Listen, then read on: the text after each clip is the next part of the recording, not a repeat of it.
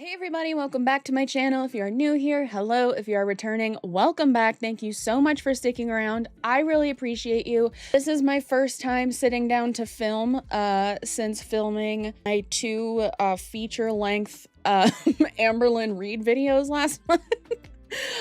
Thank you so much for your love on those and your support on those. I put a ton of work into them and it was really nice to see that paid off with everybody. Part 3 is coming. I just needed a break from all of that. The next part is going to be about her being in the lol cow universe and all of that. It's coming this month. I just needed a break, okay? In the time that I took in between it now and then, I properly housed all of my trinkets back here and I added some more. So there's that. And I got some new glasses. And yeah, today we're going to be talking about the New York Times did a feature with Gabriella Lascano, who is a popular former fat activist. I've talked about her a few times on my channel, and when this came out, I got tagged in it a bunch to talk about it. It came out like I think in February last month, and I am just now sitting down to get into it because I think it is very interesting, and I also think the reception of it in the fat activism, body positivity sphere, whatever, was also very interesting. And so I just want to talk about all that. So let's just get into it, shall we? But before we get into today's video, I want to thank today's video sponsor, Raycon. Just like everybody and their mother, one of my goals for 2026 was to start incorporating more physical activity and movement in general into my daily routine. And when I'm doing that, I always need to be listening to music, and it's super important to have something that fits with you as you move. And Raycon's bone conduction headphones do just that. They sit right outside of your ears, so you can still have your music, your podcasts, or your audiobooks going, but still be in tune to the world around you. Raycon's bone conduction headphones use off-ear audio, sending vibrations into your bones. Which, like I said, is great because it means your ears stay alert to the world around you while you still get crystal clear sound. They are built for all-day use, offering a 13-hour battery life, and they are IP68 waterproof and dustproof, which means they are great for if you're going to be getting sweaty or if it starts raining while you're on your commute. Like I've said in the past on here, I don't drive, which means that I spend a good amount of my time walking, taking the bus, taking the train, or some combination of all of those things. And listening to music or a book or something while I'm doing that is like an absolute must for me. And these headphones are great because they keep me aware of my surroundings and traffic, which is especially important when I'm crossing the street or when I'm downtown and there are some very oddly placed like train tracks in Denver. It's really great for keeping me alert to all of those things, but they're also really great for doing things around the house like working or cleaning, because I can hear if somebody's knocking at my door, or something that happens more often, but I can hear if my cats are getting into something that they shouldn't be. As always, Raycon gives you the premium performance without the premium price tag. Their quality rivals big audio brands without the big audio price. Over 3 million customers already use Raycon. They offer a 30-day happiness guarantee. The Raycon bone conduction headphones are perfect for refreshing your spring routine. So if you want to give them a whirl for yourself, be sure to use the link down below or go to buyraycon.com/MeganAnnBC. That's buyraycon.com/MEGANANNEBC to get 20% off. Thank you so much to Raycon for sponsoring today's video, and as always, thank you so much to you guys for continuing to interact with my content so that brands like Raycon want to keep working with me. Now let's just get back into the video. So if you don't know who Gabriella Lascano is, she was a very popular fat activism, body positivity creator, and she was also a plus size model. So I had followed her for a really long time, and I think it was in 2021 or 2020. She talks about it in the New York Times video. She made a video where she basically came out and said like, hey, being fat does affect your health, and like we have to be real about that, right?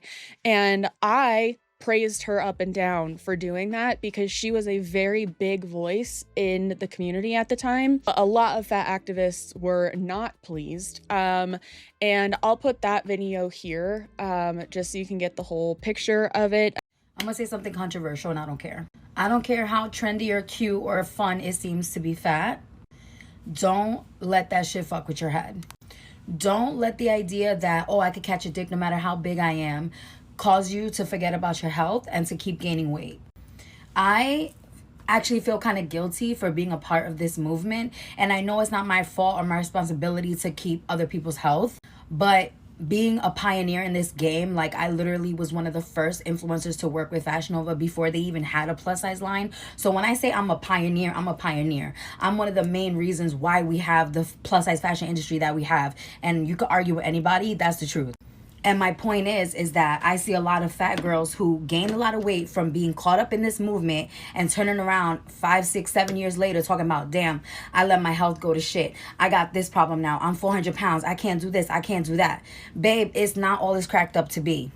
Being attractive, being able to still wear nice clothes is not the end all be all. You got to really think about your health. Because when you're in your 20s, you think that life is just rainbows and candy. You don't even think about the future. But when you start creeping up in age, babes, it's gonna catch up to you. I don't care what nobody say. I'm not saying that every fat person is unhealthy. Hello, I'm fat. I'm not claiming that you gotta hate fat people. That's literally the opposite of what I'm saying. But let's be fucking for real. Health is real. Organs failing is real. Diabetes, heart disease, all that shit is real, okay? It's not fat phobic to care about your health. And if nobody else wants to say it, let me fucking tell you the truth. Love yourself at any size. Wear the clothes you want to wear. But don't forget that your heart has to beat, babes. Don't forget that your blood sugar has to keep a balance, babe. No amount of Instagram pictures looking cute and being an influencer wearing a size whatever you are is going to stop your heart from not beating if you eating bacon every day. And this is coming from someone who's learning those lessons now, myself. So to the younger girls, the younger generation, take care of your health. It's not fat phobic to take care of your health. It's not a joke. And I'm saying this out of love, not out of self-hate. I see a lot of my fellow content creator, fellow plus size, fellow bloggers, whatever you want to call them, plus size models, now talking about wanting to get healthy, now talking about needing to da-da-da-da. Because 5, 6, 7 years ago, when they were 22, when they were 21, 25, it wasn't a problem. Now you're 28, 29, 30, 31, 32, whatever the case is, and you're like, damn, I can't get pregnant. I have this problem. I got that problem. The problems creep up, babe. And the reality is, loving yourself also includes taking care of your body. If you want this body to last 100 years, you got to take care of it. So don't let nobody else convince you that taking care of your health is fat phobic. And if somebody's telling you that, it's because they're miserable and they want you to die and stay fat like them. I took a lot of heat when I started talking about my weight loss journey, and now everybody else suddenly want to talk about it. I wonder why. That's who Gabriella Lascano is. And yeah, so in February, the New York Times did an opinion piece on body positivity the body positivity movement online, and Gabriella's experience in it. And I've watched it through once, and I want to go through it here with you guys and kind of talk about it and my feelings on it. And then I want to talk about some of the reaction videos that I saw from fat activists and other body positive creators. So yeah, let's just get into it. I used to be a body positivity influencer, preaching a simple message: love yourself at any size. Then I risked it all. I don't care how trendy or cute or fun it seems to be fat. You gotta really think about your health. Love yourself at any size, but don't forget that your heart has to beat, babes. I'm gonna tell you how I got here. From championing body positivity to renouncing it. My story starts like this. Since I was a little girl, I always knew I was bigger. But I'm from the Bronx, where having a curvy body and a fat ass is what you want. When you're Latina, you get called gordita, and it's a term of endearment. Fluffy, like Gabriel Iglesias used to say. I called myself fat around my mom, and she was like, "Mijo, you're not fat, you're fluffy." It wasn't until college that I learned in the rest of the country, thinness is the beauty standard. Even worse, fat people are seen as lazy and dumb. That's so interesting to me because, like, I grew up, obviously, in, like, small town Michigan. I'm from the Upper Peninsula. The whole region is really small. And I'm obviously white as hell, right? And so for me, it's obviously just really interesting to hear that just because of, like, the culture that Gabriella grew up in, she didn't think that the feelings around her were positive towards being curvier or fluffier or whatever, and that, like, going out into, like, other parts of the world it wasn't. And I never thought about that because like I've always grown up in a culture where being fat was like not the thing to be. And so when she said this, it was just something I never thought about and I thought was really interesting. Just a fun thing to be fluffy, it was actually something people found disgusting. Run for the hills. It's Fatzilla. Studies show fat people are often treated worse in healthcare. And for women, the heavier we are, the less we're paid. I eventually learned that this discrimination has a name: fat phobia. And yes, those two instances, those two studies are what I consider to be like actual fat phobia, right? And so I talk about that all the time on my channel with like, it is no secret that fat people get treated differently when we go to the doctor. And oftentimes like the issue that we're there for will be overlooked if we're overweight or obese.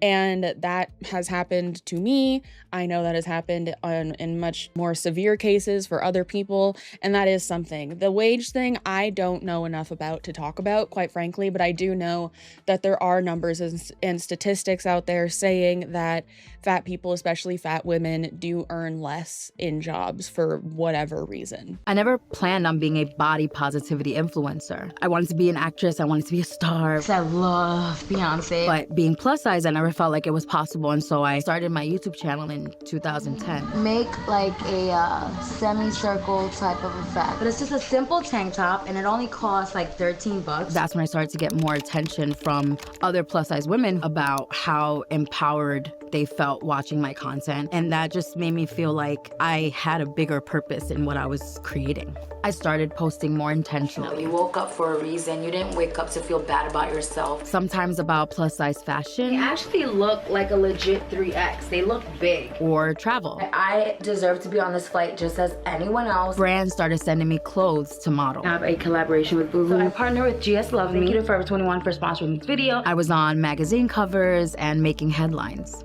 It was the late 2010s and body positivity exploded. Yeah, okay, so the videos that they're showing in this video are from like 2017 era. And like being a teenager during that time in 2017, I would have been in college. I graduated high school in 2014. So like I was very much on the internet, a child of the internet during this time. And as a girl who grew up fat, when this whole era started, like it was so refreshing to see girls online wearing clothes that I could wear, and these girls kind of like looked like me, at least in terms of like how our bodies were, or how our bodies were. I grew up like reading 17, Teen Vogue, like all of those magazines, right? And you never saw like plus size girls in those magazines. 17 did more than like Teen Vogue ever did, but like still, it was few and far between. And so the more social media started to rise, and the more people and the more women that we got to see of all different shapes, sizes, and whatever, it was super refreshing. And I have talked about that's kind of how I got into the fat activism movement without really realizing that's what I was in, right? Because I started following people like Tess Holiday. I started following people like Gabriella. I started following people like Glitter and Lasers, Anna O'Brien, who we'll do a video catching up on her, don't worry. But like back in the day when she was just a fashion influencer, right? And I started following all these girls who were very big in the body positivity space.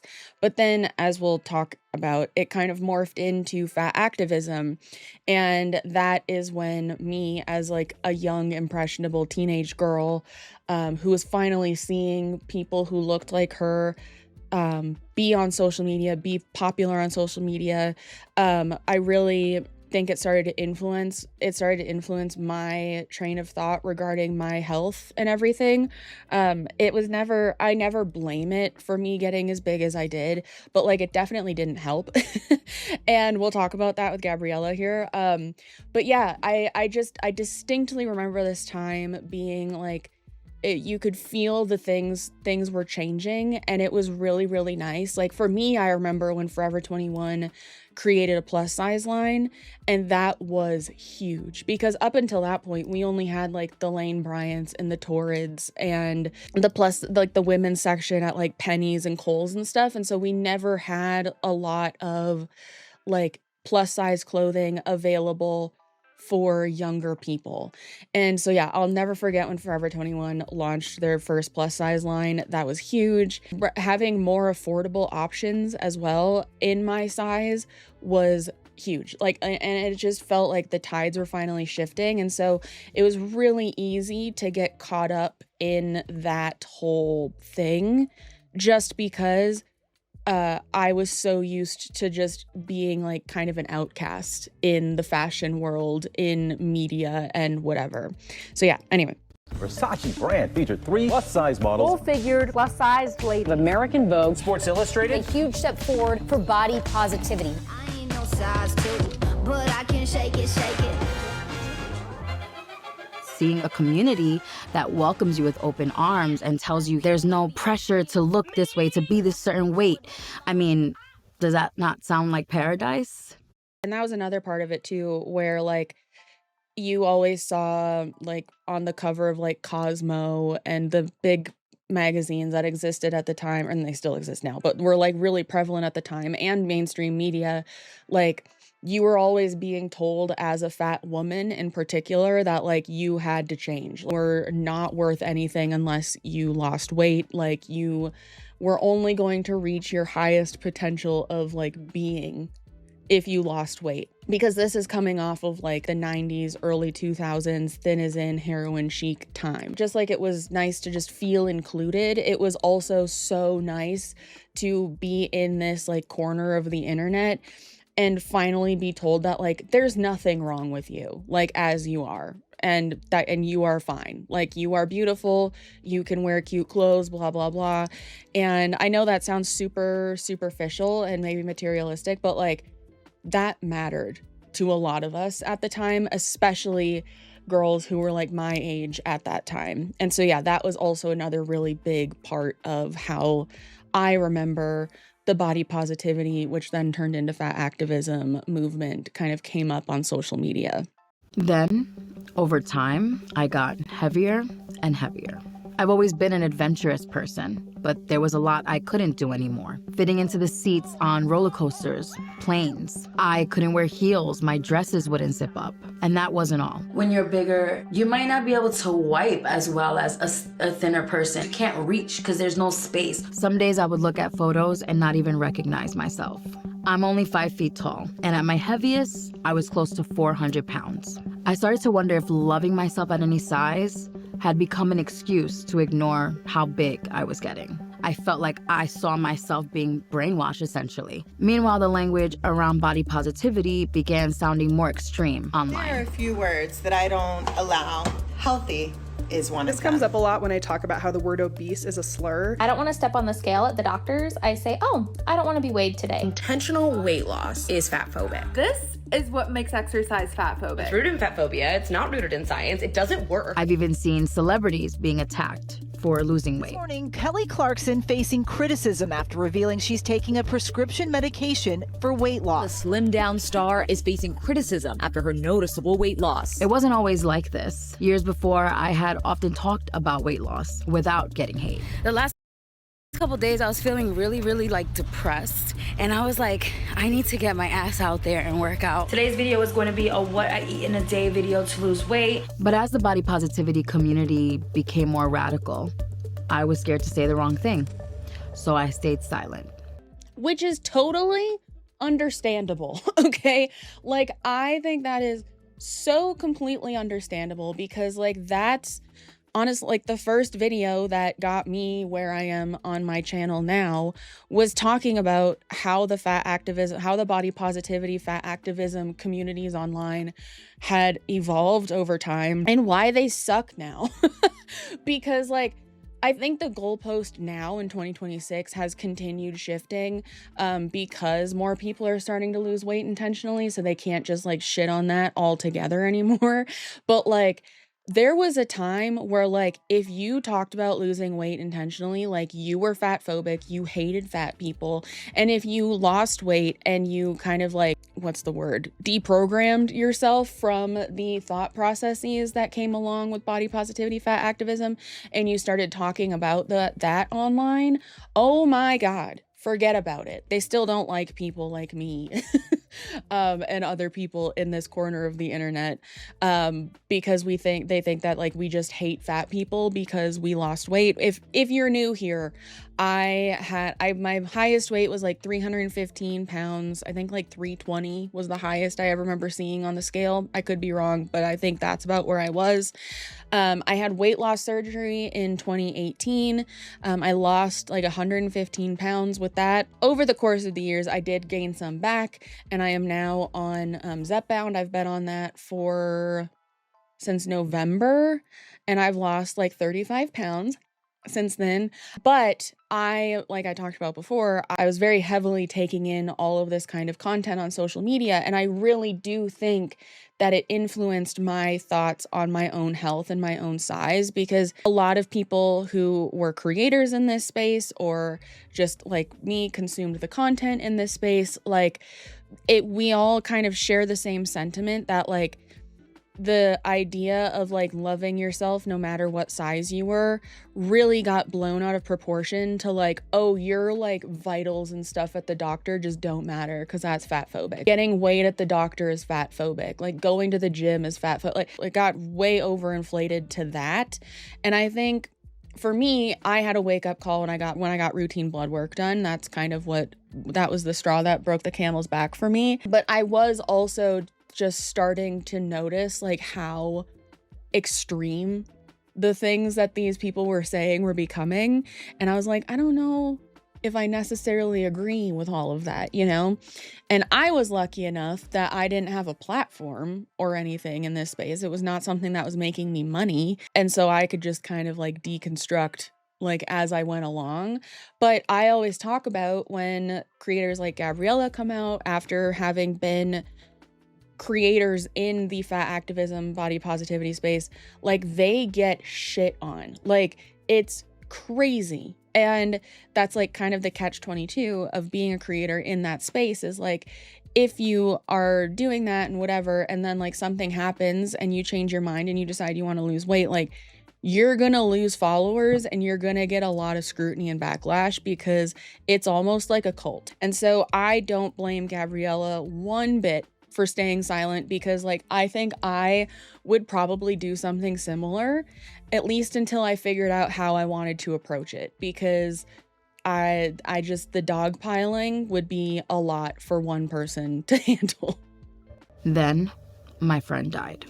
She was a body positivity influencer who founded the world's first plus-size salon. All bodies, all sizes, and has custom chairs that hold up to 800 pounds. She was just someone I consider like a big sister. Taught me about business and taught me about the movement. I worried about her a lot. After she was bedridden because of heart failure, Jamie expressed her desire to lose weight. I haven't left the house in 2 years, and I just learned to walk again. I really believed that she was going to make it out of it. But in late 2022, she died at 37, reportedly from heart complications. Like, I didn't want her to feel like I was trying to tell her what to do, and I kind of wish I would have spoke up maybe more. And just let her know that I cared. And she wasn't the only one. I just want to touch on that real quick. Like another kind of like wake up call that I had before the blood work came back was one of my friends lovingly pointed out like how much I was eating at a party. And for me, it didn't cross my mind. And I was like, oh, I have been kind of eating a lot. In the moment, I was a little embarrassed. But like in hindsight, like that really kind of, I was like, oh, this isn't normal. And so like it was pretty soon after that, and then I got my blood work, and then I decided to get weight loss surgery. I do think there are ways to have these conversations with people that you really love and care about. It's just all about how you go about it. And so like Gabriella saying she wishes she would have maybe said something. This woman dying is not on Gabriella, obviously, but like I understand her wanting to or feeling that way.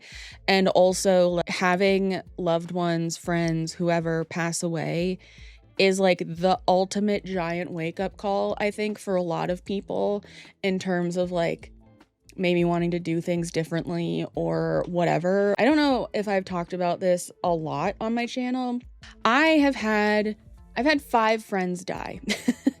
And 3 of those Yeah, 3 of those were by the time I was 21. All 5 of them were by the time I was 25. And that kind of experience really just wakes you up to like changes you want to make in your life in terms of and just how you want to live your life. And those experiences really shaped me into the person I am today. And so like I do not blame Gabriella for this being a wake-up call for her and her health. Like losing someone so young to heart complications who is already bedridden because of heart failure was most likely made so much worse, if not just fully caused, by her size. And she's going on to say that her friend was not the only one, and because she wasn't.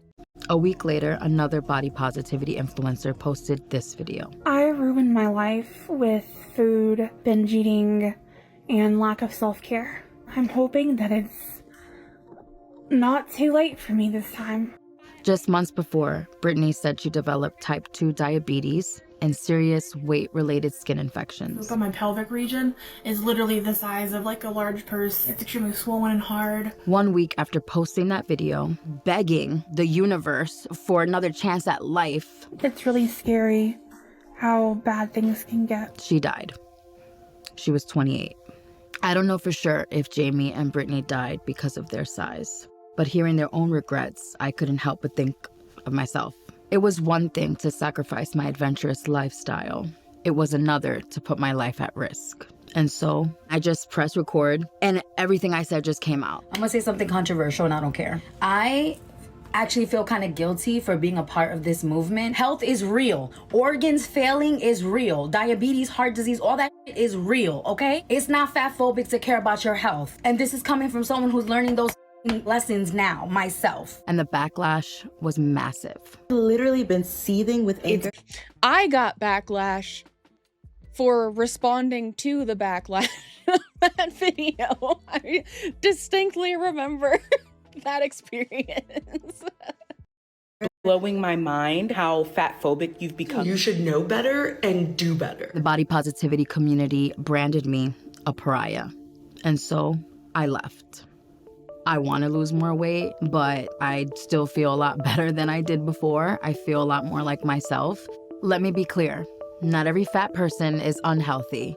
Not every skinny person is healthy. A viral rise in skinny talk. Skinny talk, dark side of social media. Encourages. I'm making a video on skinny talk probably next month, so stay tuned for that because holy crap. Is disordered eating. If you want to get skinny, you need to gaslight yourself to skinny. View food as something that is optional always. Not everyone can control their weight, and no one should be mistreated for it. But what's not fat phobic is this. Being fat does increase your risk of health problems. Studies show obese people are about 6 times more likely to develop type 2 diabetes. We have a 28% greater risk of heart disease. We have higher risk for 13 types of cancer. Up to 7 times.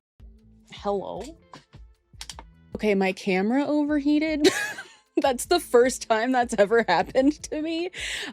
So in order to get this video done in the time that I need to get it done in, this prior to the video is probably going to be a little bit lesser quality if you're watching in 4K. But yeah, so that's never happened to me before. So let's hope that fixes it. Anyway. To 7 times the risk for endometrial cancer. Up to 5 times the risk for esophageal cancer. Colon, rectal, pancreatic, kidney. Higher risk of strokes. We can still be body positive while acknowledging these risks. We can still love ourselves, even if we want to lose weight. That's what real body positivity should stand for. Loving yourself at any size and having the freedom to change it. And so that was this piece, and I thought it was really well done. I thought it was a great telling of Gabriella's story and her experience in this, and I liked that she included real statistics that exist for fat people in society, but also a lot of real statistics that come along with obesity, because like I always say that I'm really happy that my health kind of started declining when I was younger, so that way I could change it when I was younger, so that way I could have like the wake-up call that I needed when I was younger, before my life even started. Like I said, I was 21, I was still in college. I hadn't even like started my life yet, really, because I was still at home. And yeah, and I was type 2 diabetic. My liver was not functioning correctly, and the doctors told me that if I didn't do anything to change my habits and all of that, Weight will not absolve you of the discrimination that those in marginalized bodies face. If I were to ever change my body, my fundamental core belief that anyone in any body at any size deserves respect and equity would not change. So people are not upset with you for losing weight as an individual, but people can be upset that you are violently contributing, harmfully contributing to a system that is so pervasive that people are quite literally killing themselves in the pursuit of thinness. okay, first of all, people were and have been and still are mad at Gabriella for losing weight. Let's not rewrite history. I was there, okay? I got shit on for praising her, okay? I was there, so let's not rewrite history there. Secondly, what a wild take on this whole— I did not get the whole glorifying obesity message from this video at all, personally. Like, I do think there was a time when all of the like body positivity and stuff started online, that it was— I don't want to say trendy, because I don't think it's ever been like trendy to be fat, quite frankly, just in my own lived experiences, but it was becoming more accepted. And I think that's what Gabriella was really saying.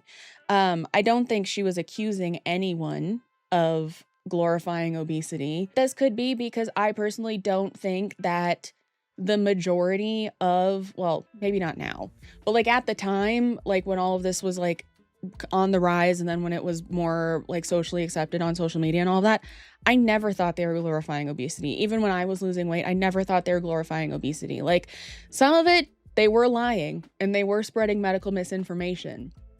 But a lot of the ones that I still continued to follow, like, were not glorifying obesity. They were just being a plus size fat woman on the internet, showing off a lot of times their outfits and products that worked for them, sometimes relating to their size. And that was really helpful. And I think those kinds of resources are really helpful because, like I say all the time in regards to this too, is like, you can't lose 100 pounds overnight. I get asked all the time about like the plus size park hoppers, the group of people that go to Disney World and like rate the fat friendliness of like various rides at Disney World. And I don't know if they've branched out to other theme parks or not, but like, I have no issue with that account existing because that's a very valuable resource for people who may want to go to Disney World but don't know if they're going to fit on the rides. I think that's a super valuable resource. Doesn't take away from the fact that like maybe people should just lose weight or whatever, but like that is a personal decision.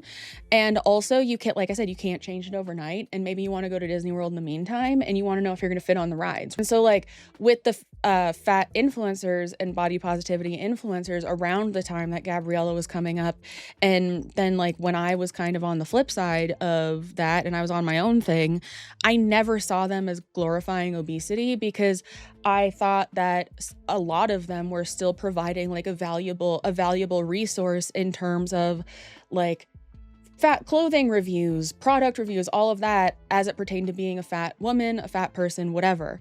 And I still think that, honestly, like, I think those resources are really important to have because fat women, fat people exist, and we need clothes and we want to know if they're going to fit or not. I really don't think a lot of them have been ever glorifying obesity. And I certainly don't think that this New York Times piece was Gabriella accusing people of glorifying obesity. And I don't, like I say, I never want to put words into people's mouths or feelings into people's heads, but like I truly did not get that vibe from Gabriella here, like that she was accusing people of glorifying obesity. My battery's about to die. Hold on, guys.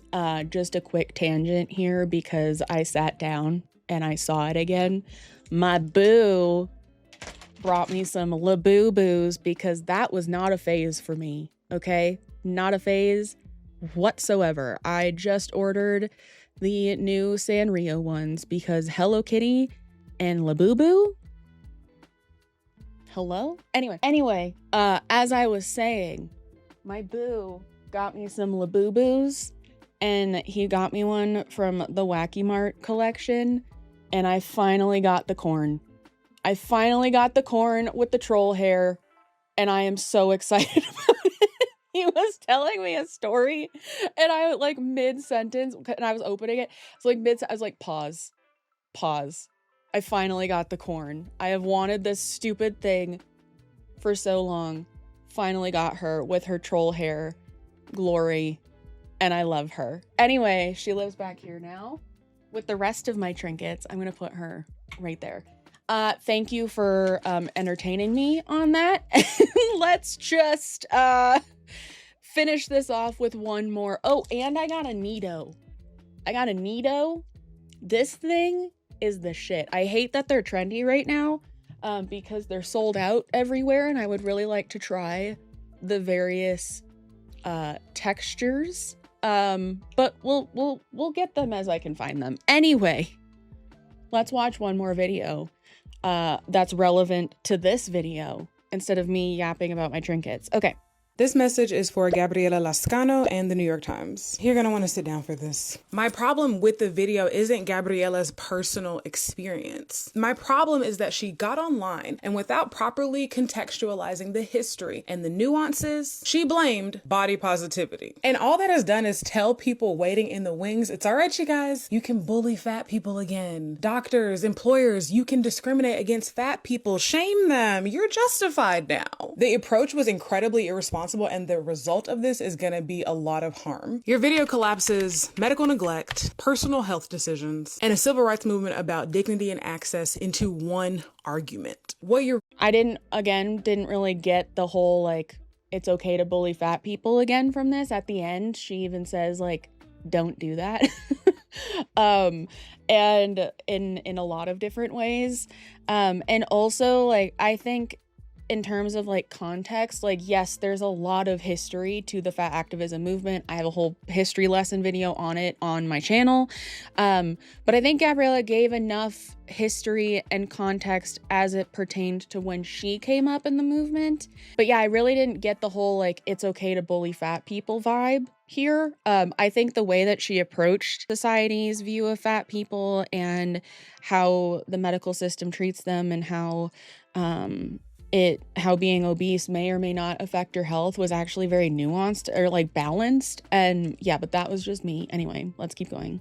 Really responding to is not what body positivity started out as, but what it has become. And yes, that version is toxic, but it's not because of fat people. It was never about ignoring your health. And as it went mainstream, which is about the time you, Gabriela, began as a creator, the original message was watered down. It got co-opted by fitness influencers and brands that profited off of using fat bodies and fat influencers to promote their version. Because of what the body positivity movement became, as we got closer to 2020, the movement fractured. Body positivity was still there, but again, it was a whole bunch of fitness influencers and it was more about aesthetic. Body neutrality rose up, and that asked us to look more at what our body can do for us as opposed to what it looks like. And then you had fat liberation. That returned to the original roots of the body positivity movement, confronting anti-fat bias and the conditional dignity given to fat bodies.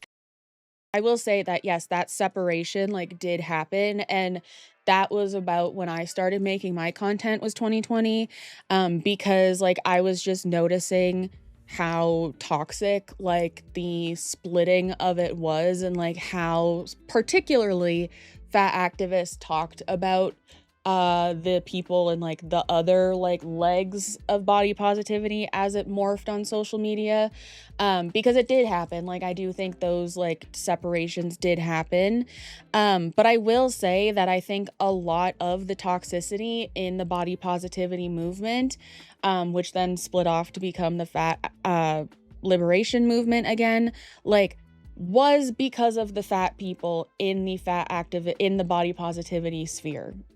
I will say that. Like, I really think that's where a lot of the toxicity came from. They just started creating an even bigger, like, us versus them mentality as in terms of fat people versus thin people, or like super fat people versus not so fat people. There's the whole fatness spectrum. And so I think that whole thing created a lot of toxicity, and that's what Gabriella was talking about, was her experience with that separation and the toxicity that she experienced because of it. And I think that's very real and understandable as someone who, like I said, had to do a lot of like deconstructing of these beliefs when my health was called into question because of my weight. Like, it is a lot of the fat people in that movement, because it's primarily fat people in fat liberation as it is now, saying all of this stuff. And it was then too. And so to say it wasn't because of the fat people seems untrue to me, just from my lived experiences. But yeah.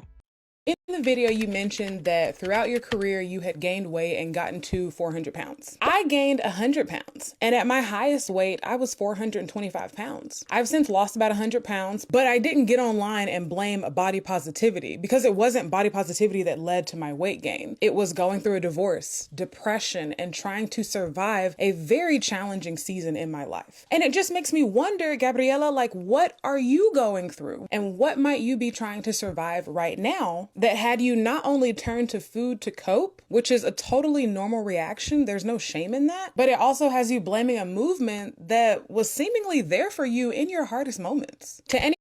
Well, yeah, so like I said, I don't blame fully body positivity and those creators in it and whatever for me getting to the size that I was at such a young age at all. There were a lot of things going on in my life at that time. I definitely turned to food more. 100%. Like, that's just what I've always done. And so that is definitely what caused me to like gain the weight and get to the point of my health being an issue and all of that.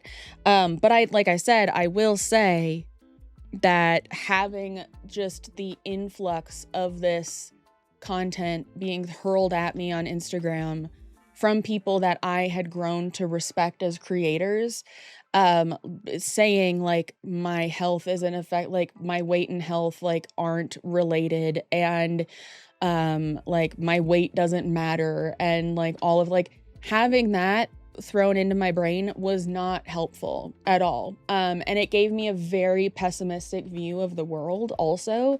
And I think I've made a video on that. It's very old, but I think I did. Two things can be true at once. In the words of the great scholar Amberlynn Reed, two things can be true at once. Like, she could be going through some stuff. She could have been going through some stuff to gain that weight and turn to food and whatever. Like, it, like she said, is a very like normal thing to do.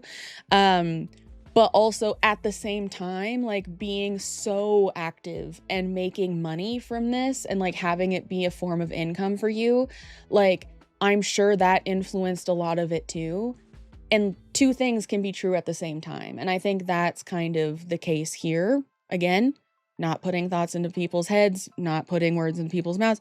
But if I had to hazard a guess, it's probably a combination of the two. And Gabriella, for the New York Times piece, just focused on the body positivity aspect of it. Can I understand that it might be unfair to leave the other aspects out of it and just blame body positivity? Sure.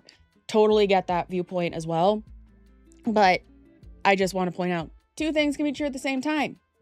Anyone feeling unsettled by this video, let me be very clear. Your worth is not tied to your weight. You do not owe anybody health to be deserving of dignity and respect. And if losing weight is something that you want to do, please go do it. Literally, nobody is telling you not to do it. Your body is your body is your body, and you have the autonomy and the right to make the decision that you feel is best. What you don't have the right to do is go around and shame other people in other bodies for their decisions. If your reason for losing weight is so that you can turn back around and shame the very community that was there for you, you never loved your body and you never loved yourself. We have to do better.